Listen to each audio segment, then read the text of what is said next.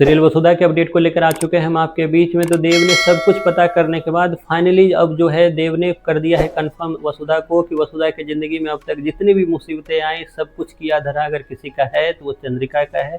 अब सवाल ये उठता है कि यहाँ से आगे क्या होगा, क्या वसुधा आगे एक्शन लेती हुई नजर आएगी चंद्रिका पे या फिर इसको एक तरह से वहम के तौर से भूलती हुई नजर आएगी। इस पर बात करेंगे इस वीडियो में, क्योंकि वसुधा के लिए चंद्रिका क्या मायने रखती है ये आपने अब तक इस सीरियल में देख रखा है। तो ऐसे में जब देव ही सब कुछ बताता हुआ नजर आएगा वसुधा को और देव को भी उतना ही वसुधा मानती है, तो देव के मुंह से जब ये सब कुछ सुनेगी वसुधा, उसके बाद वसुधा आखिरकार क्या करने वाली है, कौन सा कदम उठाने वाली है वसुधा चंद्रिका के खिलाफ। क्योंकि अब तक दादी साहब ये सेम चीज़ें बोलती हुई नजर आ रही थी वसुधा को, तो दादी साहब को एक तरह से सीरियस नहीं ले रही थी वसुधा। दादी साहब को एक तरह से सीरियस ना लेने के लिए वसुधा के पीछे ये वजह थी कि उसे लगता था कि दादी साहब हमेशा से सबको इसी तरीके से मानती है, सबसे इसी तरीके से गुस्सा होती है, और ख़ास करके चंद्रिका और वसुधा का एक तरह से कनेक्शन जो बन रहा है उसको कहीं ना कहीं वसुधा को ऐसा लगता था कि कहीं ना कहीं दादी साहब चाहती है कि मैं इतनी सेवा चंद्रिका की ना करूं, इसलिए क्योंकि दादी साहब मेरी फिक्र करती है इसलिए वो मुझे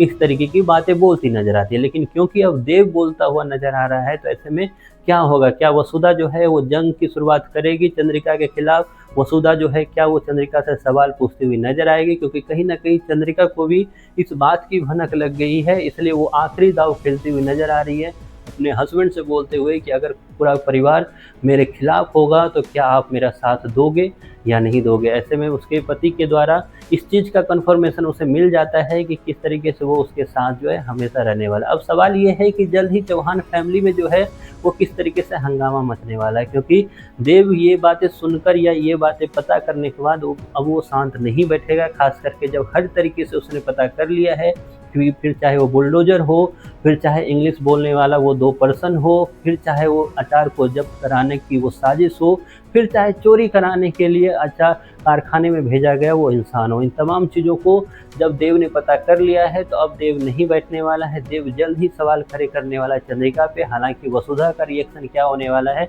ये भी आप समझ लो। वसुधा जल्द इन सब को भी एक तरह से हल्के में लेती हुई नजर आएगी। उसे लगेगा कि देवी हुक्म जो है वो ये सब चीज़ें नहीं कर सकती। आपको पक्का ज़रूर कुछ वहम हुआ होगा, पक्का कुछ गलतफहमी हुई होगी देव सर, ऐसा कुछ नहीं हुआ है। लेकिन जब देव ने खुद ही ये सब कुछ अपनी आंखों से देखा है तो देव कैसे ऐसे नकार सकता है। तो जल्द ही देव जो है सवाल खड़े करता नजर आएगा अपनी मासा पे, अपनी चंद्रिका पे, और उसके बाद होगा यूँ कि देव कुछ फैसला भी करता हुआ नजर आएगा। बहुत चांसेज हैं कि देव इस घर को छोड़ता हुआ नजर आएगा, वसुधा को चौहान फैमिली से दूर करता हुआ नजर आएगा, क्योंकि देव को ऐसे लगेगा कि चौहान फैमिली में जब तक वसुधा रहेगी तब तक वसुधा को चैन से नहीं जीने देंगे ये लोग। ऐसे में वसुधा की अगर ज़िंदगी में ग्रोथ करनी है, जो वसुधा को अगर आगे बढ़ाना है, तो मुझे एक फ़ैसला लेना होगा, और वो फ़ैसला ये होगा कि मुझे ये घर छोड़ना होगा। ऐसे में सबसे बड़ा इंटरेस्टिंग पॉइंट ये होगा कि चौहान फैमिली के बाकी मेंबर जो हैं वो किसका साथ देंगे। क्या वो भी देव के साथ निकल जाएंगे, क्या दादी साहब भी देव के साथ बाहर निकल जाएगी,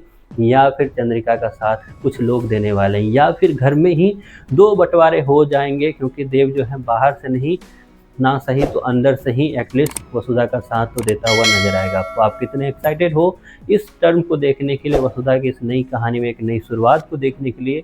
इसके बारे में आपकी जो भी राय है कमेंट बॉक्स में ज़रूर बताएं।